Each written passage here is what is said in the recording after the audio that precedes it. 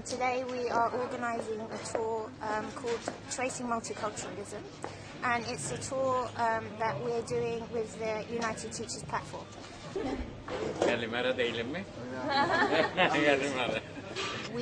aim of it actually is to bring teachers and educators from both sides of the island together to actually walk around the old city of Nicosia, the northern part and the southern part, and basically experience history together. This place which is behind of me is the Armenian monastery. It was known as a Benediction nunnery, and the name of the church is Saint Mary of Tartosa.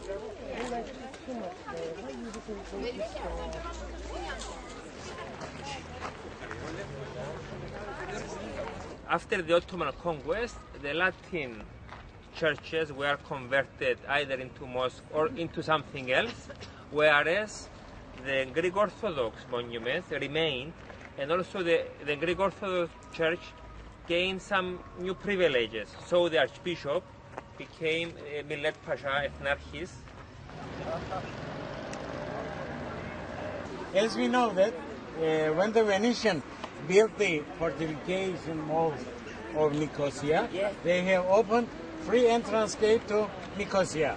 One of them is Famagusta Gate, the other one is Paphos Gate, and this one is the Kyrene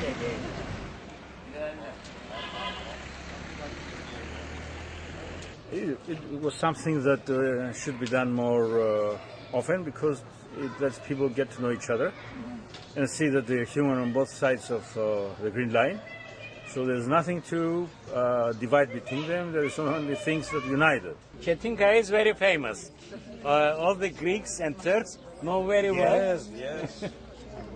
We remember some names. Lefter Ali, for example.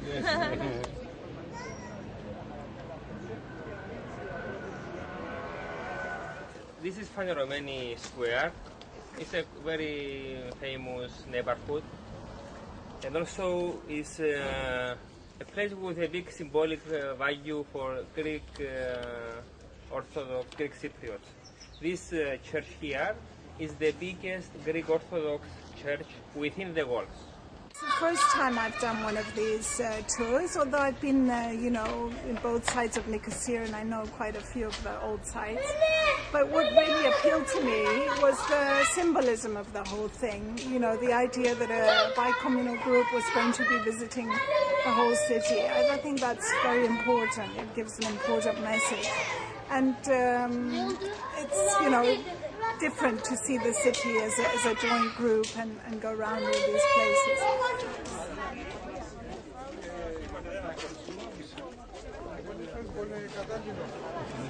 This building is a pure Ottoman building.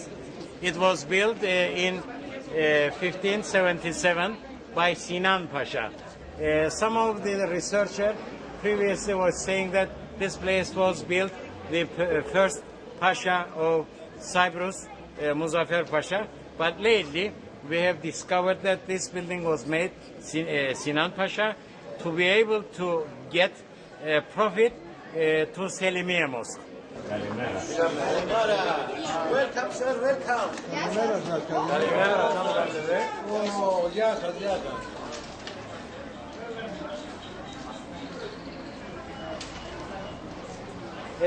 An English person which make a research on Nicosia measured and found that the place here which we are staying is the center of Nicosia.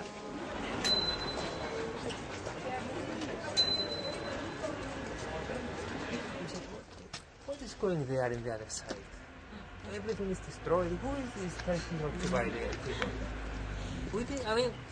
Because the end of the world here, end of the world. You could go to Australia, but here the torture and devastation.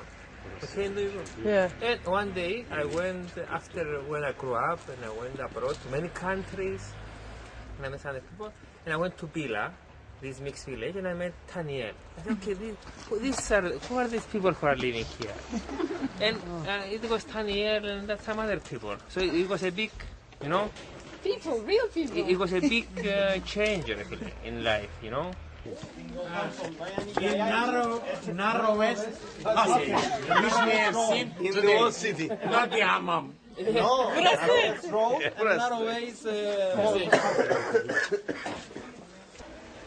First time I am coming here. Very nice.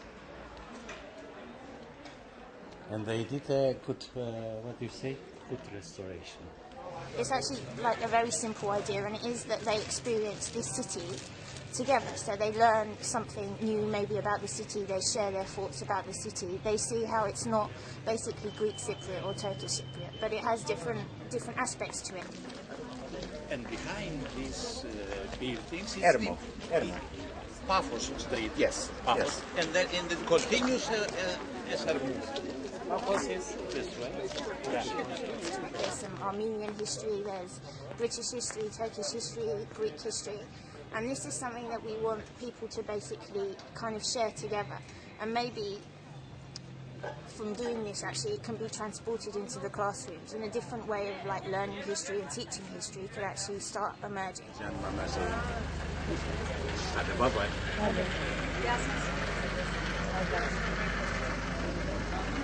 Bye bye.